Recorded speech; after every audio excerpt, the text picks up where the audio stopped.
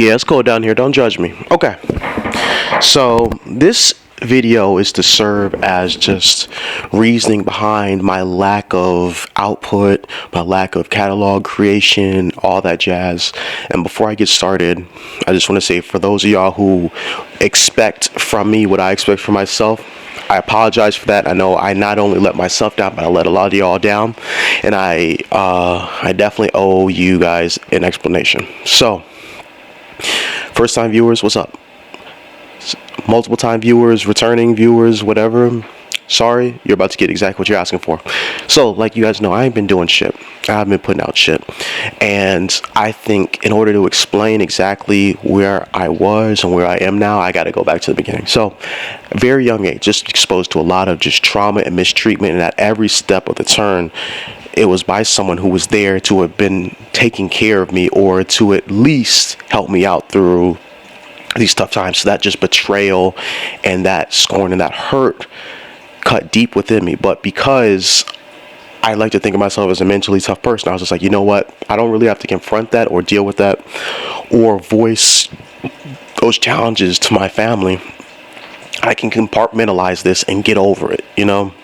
That was the type of environment that I felt like that was the type of response that I thought that I needed to have to those situations, when that couldn't have been further from the truth. I have a very supportive and amazing family. I didn't take advantage of that earlier on. So, yeah. So at a young age, I moved around. I won't tell you about everything because it's just a lot, but I'll just give you like bullet points. At a young age, I moved around a little bit from city to city. I had to pick up and start all over with like friendships, relationships, all that. You tie that into being in like small private Christian schools as a middle schooler, to then moving into like a massive middle school of like 2,000 kids that was public, to a high school that was 5,000, from city to city, and then moving to Michigan to a high school that has like 2,400, predominantly white though. I went from being whitewashed, thrown into reality, to being whitewashed again, and it fucked with my mental, tying that together with the abuse. So the abusive stuff that I just had to deal with just was like, it's a lot. Everybody black knows you gotta be black in America, and it's tough, and it's a lot of shit that if you aren't black, you're not gonna get. And then on top of that, you have to deal with external forces against you that I had to deal with, and generational curses and demons and all this other stuff, you know. And so, truthfully, because I've been so blessed having so many different talents, I was able to use that as a distraction and an escape. Like I had gymnastics. I had been doing that for a decade. I did music for over a decade. I did football and lacrosse all the way into college. Not football. I did football through high school, but then lacrosse from high school through college, you know. So I always had that escape from actually facing my problems, and trauma would continue to rack up towards myself, and betrayal on my spirit and on my mind and on my soul, and it was just weighing on me. But because I had those things as a crutch, I didn't have to face them. But the straw that breaks the camel's back isn't usually the one that you expect. But for me, I definitely saw it coming. I knew I knew I couldn't keep doing this, and I knew I couldn't run from my reality forever. So I ended up leaving home to go to college, going 8 hours away down to the South because I missed it. And that came with even more challenges, just, you know, being down in the South. You're playing lacrosse, just away from home. And again, I just was faced with a lot of mistreatment. And I don't think I can call it, I hate to use the word abuse because I feel like it diminishes it, but it was different levels and different types of abuse, even as a young kid, you know. Just a lot of mistreatment, you know. And through college, I had multiple distractions. I had athletics, I had my education, I had my things that I enjoy, and I had some great people around me, you know, that helped distract me even more. So I had a lot going for me, you know. And when I left college, I didn't realize it, but I had an idea that I exhibited a lot of self-destructive behavior, and I feel like the catalyst was just, I had this terrible athletic trainer when I was in college. Just my freshman, sophomore year, gaslit into believing I didn't tear my ACL, so I played X amount of games on a torn ACL. She cursed me the fuck out. on the last game. I was just like, I can't do this anymore, and it made it seem like it was my fault. I wasn't hurt. It was all in my head. Turns out I completely tore my ACL, and this fucking bitch couldn't even apologize for shit. And I had to deal with her every single day through my rehab and recovery for the next 1.5 years until she got fired because you can't put the bottle down, and because she's a fucking alcoholic. So that's just another layer of just the mistreatment and abuse that I've had to deal with, of shit that wasn't even like, I ain't even do nothing to you. Why are you doing this to me? And of course, if I respond and I react how I want to react to you, I'm the unhinged person. I'm the angry person. I'm the bitter person, you know? So I knew exactly what would happen if I responded the wrong way. You know, this university, this school that I went to was so wrong that I went back into a class that I just left 10 minutes ago to see if I left my wallet in there. They called the police on me, not campus security, not administration, the police. So that's the type of environment that I'm in. So you know dang well if I get mad at someone, it's going to end badly for me. So another thing I got to internalize and not face, you know, just, you know, bullshit of being black in America. Shit, y'all don't even think about it if you're not. Whatever though. So moving on. I won't tell about a lot of other stuff. That's another talk for another day. But so I ended up leaving that school, and I just started exhibiting a lot of self-destructive behavior. Just like, I don't give a fuck about my life. I don't care what happens. I'm just going to do me, and whatever happens, happens. And it started to catch up with me because I was perpetuating a lot of the hatred and anger and mistreatment that I was facing.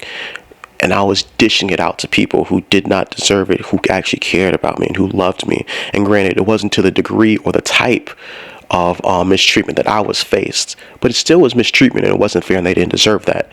Example being, I'm going to get into that, but so I started content creating more and more after I got out of school with MMA, and I started doing it. I liked the attention that I was getting, but I also enjoyed doing it. So that's why I kept doing it. More importantly, like, that's why I say the things that I say and I do the things that I do, because I'm just being me and I'm enjoying the process. My goal isn't to be the most liked person.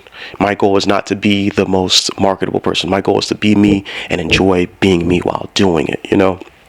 So fast forward, I get some opportunities. You know, I got the gig with Haymakers. I got the opportunity to do media, and those things just unlocked different parts of my trauma that I had tried to bury down. Like when I got the Haymakers opportunity, I tried out for it, sent in a demo reel. They loved it. They let me pick exactly what my rate was going to be per project. Great. I thought that, oh my gosh, the fruits of my labor are finally here. And it didn't go down like that. It didn't. Like, they told me right off the jump that there's a possibility that I might, that they would want to relocate me to California, which unlocked a little piece of trauma in me. Like, oh man, like there's a possibility that I might leave again and uplift my life. But I was like, you know what, fuck it. I've done it my whole life. Who cares? The people who I leave behind don't care about me anyway, you know? Or at least that's what I believed, you know. But that reality was, some of them didn't, and some of them did. And I just didn't understand how to identify who didn't, and I didn't understand how to manage that. And so that was one straw. I was in a relationship for about a year during that time, and I treated her poorly. Like, I was like the worst possible boyfriend you could ever be.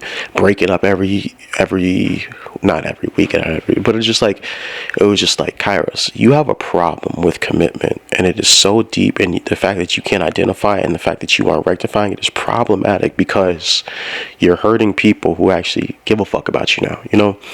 And I'll never forget how this relationship been, because this was an amazing woman. She didn't do shit to me, and I hid behind the fact that, oh, this job might be relocating me. I can't do this. I need someone accessible. Granted, she lives about an hour and a half, if not 3 hours, depending on what route you take to get to her. And she had been through a lot worse shit than I had been through, and I was just brutal to her, you know. And that awoke an even more abuse in me, because I was just like, not like me abusing her, but like, just like, wow, you really treated her that poorly with just breaking up with her on a whim, like that multiple times, and she was perfect. Like, you know, like, why would you do that to someone? And that relationship failure just fractured the whole place that I kept all that trauma. And I was just like, oh my goodness, what have I done? So fast forward a few months from that, I decided, all right, I'm going to cover the PF. Not a few months. It was like 6 to 8 months after that. I was still creating stuff consistently. And then I was just like, oh, an opportunity to cover the PFL rows. So I did that, and like you guys saw, it didn't go the way that I thought it was going to go, because I came into that with the idea that I wanted to be perfect and I was only going to achieve greatness, you know. And the way it went down just left me with a very sour taste in my mouth, bitter taste in my mouth. And yeah, they compensated, they paid me back for all of it, but it wasn't about the monetary gain and the things that I invested, because I was prepared to sacrifice those things for it. It was a deeper thing. I was like, I wasn't around my family during Thanksgiving time, and family is important. It's paramount. That is our creed. Our family is first, and I took that gamble on them, and that's how I got repaid, and that's how you treat me. That was another fracture in it. And so when I came back from that, I was just like angry and bitter, and I had a lot of time to think, because I was like, I don't even feel like creating shit right now. So I after I dropped the video about me voicing my complaints about the PFL and all that other shit, like I would occasionally drop videos here and there, but it wasn't consistent. It was just on, well, I feel like it or I don't feel like it type of day, which is stupid if you're trying to build something, I admit. And so finally it got to the point where it's just like, I need to try it and be a better person. So although I had the aspirations and the mindset of being a better person, I didn't go about it the way a better person would do it. So immediately I contact my ex, and of course it's on some I want to get back together type of shit, and it's just like it's the most selfish and just sad, pathetic thing ever, you know. I'm just a terrible human being. And she opened up to me, and she was just like, listen, man, I was in the hospital for 4 months because you got me sick because I had mono or whatever. Now, I didn't know I had mono, and I'm not like out here cheating on her or anything like that, and I didn't have symptoms or anything like that, so I just didn't know. And she was like, yeah, I was in the ER like every other day trying to figure out what was wrong. I thought I had this, I thought I had that. And I was just like, that's a lot of trauma that I unleashed that was just so unnecessary. You didn't deserve that shit. And so from there, I was just like, okay, so what can I do to make that right? And now I didn't ask her that. I asked myself that. And so what I did, because she's not going to tell you that. She's an independent person. She's a grown ass woman, so she's gonna handle it her own way.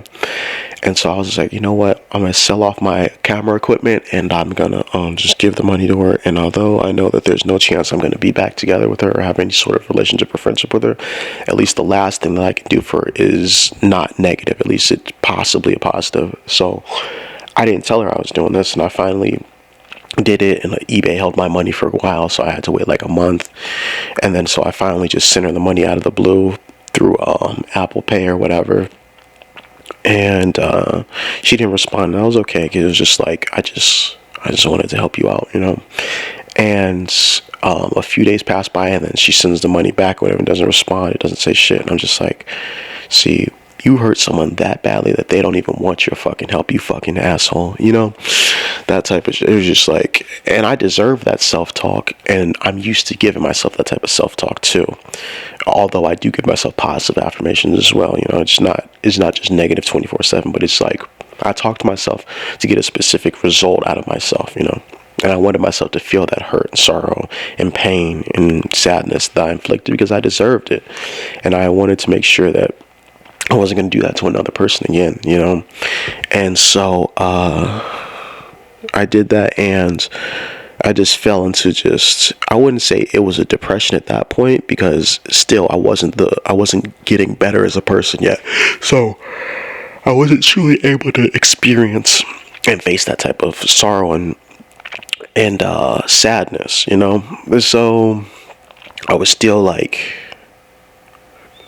kind of being a dickhead about it. So after that, I was just like, but I did acknowledge I lost a very great one. After that, I was just like, you know what, I don't have my equipment, I have money, I'm not gonna rebuy my stuff. I'm just gonna do me for a while, you know. And so a few months passed, maybe even a year. I can't even remember the last video I put out. Maybe it was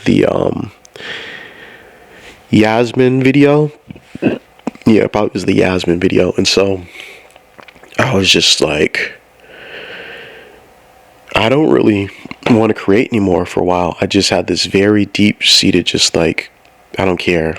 Like the Haymakers thing, the way that went down just left a bad taste in my mouth. The PFL thing just left a bad taste in my mouth. Me not facing my abilities, me not facing my trauma and my problems left a bad taste in my mouth. And I just didn't know what to do, you know. And over time, I was like, okay, I need to better myself. I need to make sure that I'm facing these issues. I need to make sure that I don't replicate this and get better mentally, spiritually, emotionally, and physically again. Because I am used to having a physical lifestyle, working out and doing all that, but not being in athletics in college anymore really put a strain on my mental capacity, a lot of my mental health and emotions and all that stuff. So you have all this trauma cocktail, and you don't have the coping mechanisms, and you don't have the healthy ways to better yourself, and it just all came crashing down on myself. And so yeah, that's pretty much in a nutshell why I've been inactive, and in desperation of trying to force myself back into this, as well as developing my work ethic back to where it was, and my hunger and all that. I was like, you know what, I'm gonna put myself in crazy amount of debt so that I'm forced to not only use this equipment but hustle in multiple ways. And I got what I needed out of that. You know, I'm grinding, I'm working, everything. I'm doing all that stuff that I need to be doing. But this camera is dope, but I'm selling it, guys, because multiple reasons. It's great. And it's not even just the fact that it's I put myself in a crazy amount of debt to get this bomb camera, which it is a fantastic machine. It's the things that I thought that I needed from a camera are the things that I truly needed. At the end of the day, all I care about is image quality and interface. That's it. Like, yeah, sure, autofocus is nice. Sure, image stabilization is great. It's overrated. If you are the master of your tool, it doesn't matter what obstacle you face, you'll find a way to circumvent it. And so, yeah, right now this is the Panasonic S5 2X. Great machine. I'm taking it back. I am selling it on eBay, and I'm gonna get me my Blackmagics. I'm gonna get like a group of them so I can have a multiple cam setup, and I'm able to match the footage. And that's just what it's gonna be. But yeah, as far as what I'm going to be putting out when I get those, I've been covering events like you guys saw. You probably didn't, like a year ago, not even, like last year. I covered this one fight in Michigan. His name was Reese. He's a bantamweight or featherweight or whatever. He's a bomb fighter. I'm going to cover one of his fights again. There's going to be some travel vlog style stuff that I do. I'm going to get into photography again, all that jazz. But yeah, I just felt like I owed you guys an explanation and just a deep dive into me, because a lot of the time, the people who are around me in my life, I am so comfortable sharing stuff with, but to the people behind the camera or behind the screen, you know, I don't really share anything. So a lot of you don't have any idea of why I do or I don't do the things that I do, and I understand that. So I just wanted to provide some sort of clarity to that. I know this was a lot of scattered-brained rambling, but I hope that you guys get what I'm trying to share out. I'm not going to put any edits on this. I'm not doing no intro. It's just going to be a straight up just video to get exactly what I want out. Would I promise you this? All right, and I promise to not go back on this promise. When I get my Blackmagic again, and when I get the camera that I'm gonna get for stills and to get my setup and everything, you're not gonna see. I'm gonna pull out my Tim Tebow speech before he won the national championship. You're not gonna see someone work harder than me. You're not gonna see someone put out better stuff than me. You're not gonna see all this other jazz. Oh, and one more thing that I forgot to put out.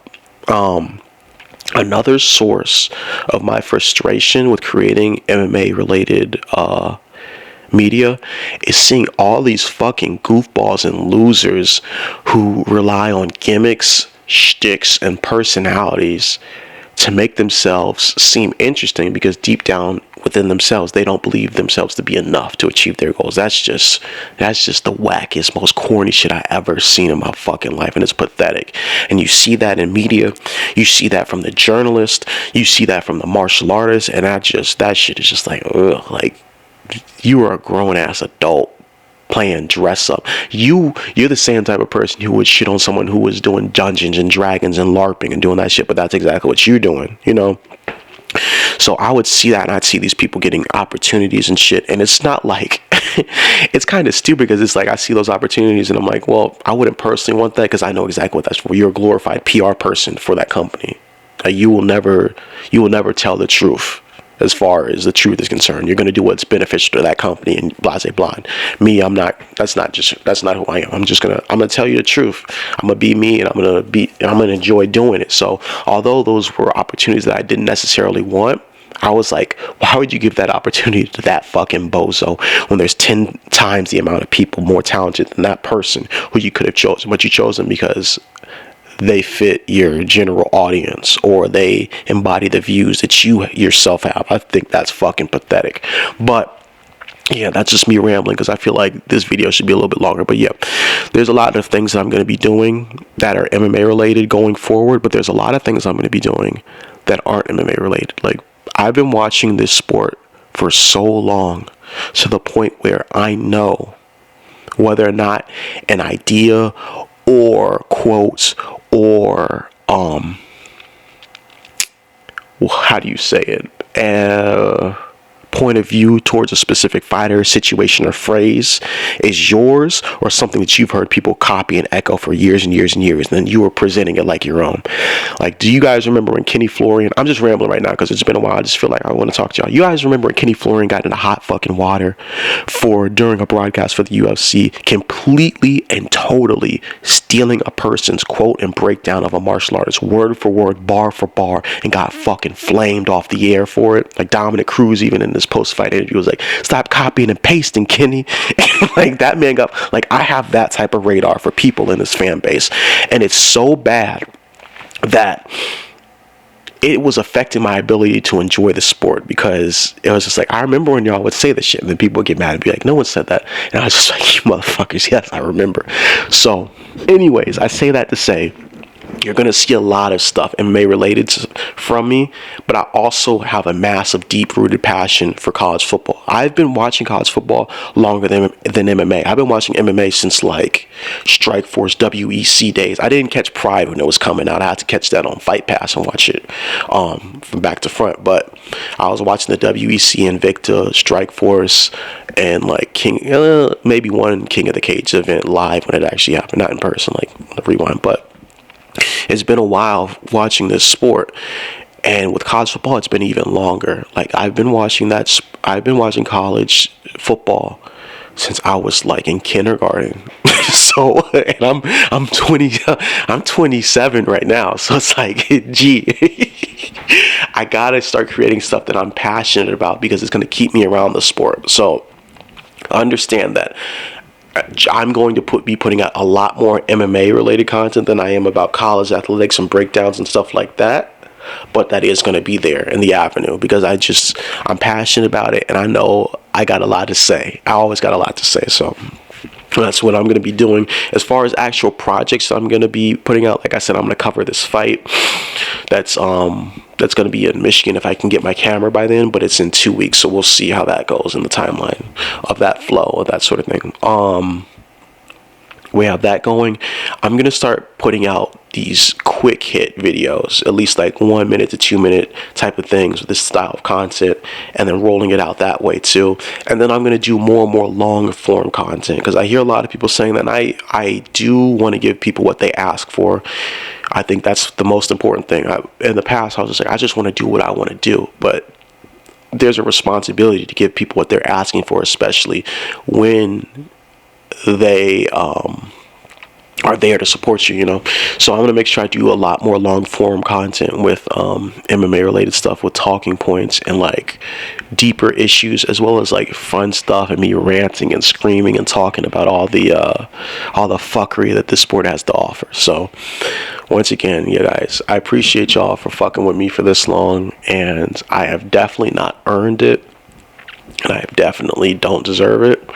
And I'm going to make sure that going forward, y'all realize that, okay, this man has changed. We can see not only from his attitude and character and what he puts out, but he is becoming a better person, better man. And I'm just going to leave it at that. Appreciate y'all. Peace.